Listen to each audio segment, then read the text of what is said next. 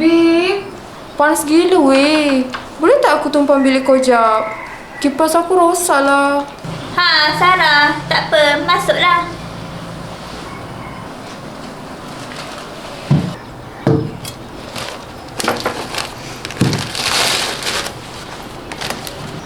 Banyak pula barang kau.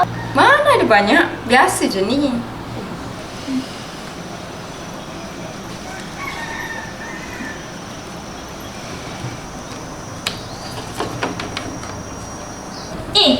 Kenapa cabut jari laptop aku ni? Kan aku tengah cas. Alah, kejap je.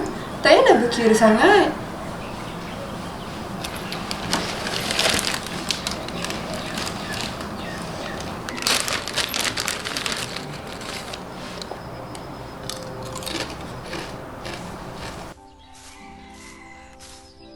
Kau makan apa tu? Macam sedap je. Sedap tapi pedas weh. Kau kan tak makan pedas.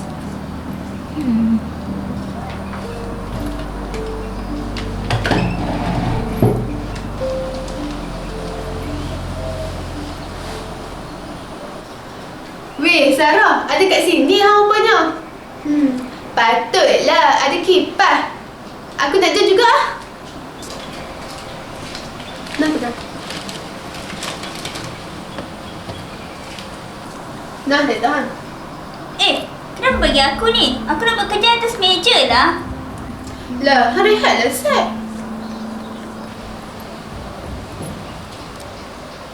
Tengok, laptop pun suruh rehat. Korang ni, tengok laptop aku dah mati. Semua tempat korang ambil. Aku nak buat kerja kat mana? Kau duduk je lah kat katil tu. Menyusahkan lah kau ni.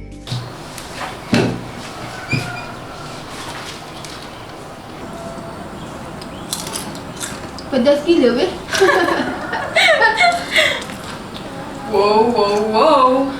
Kau bawa makanan lah. Dah datang dah dia ni. Makan tak ajak Kau ni main rampas je. Tak ada. Aku datang, aku tengok, aku punya.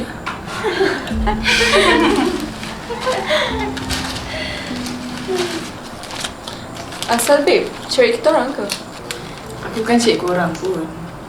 Aku datang cik makanan, cik kipas, katil. Weh. Besar juga katil tu.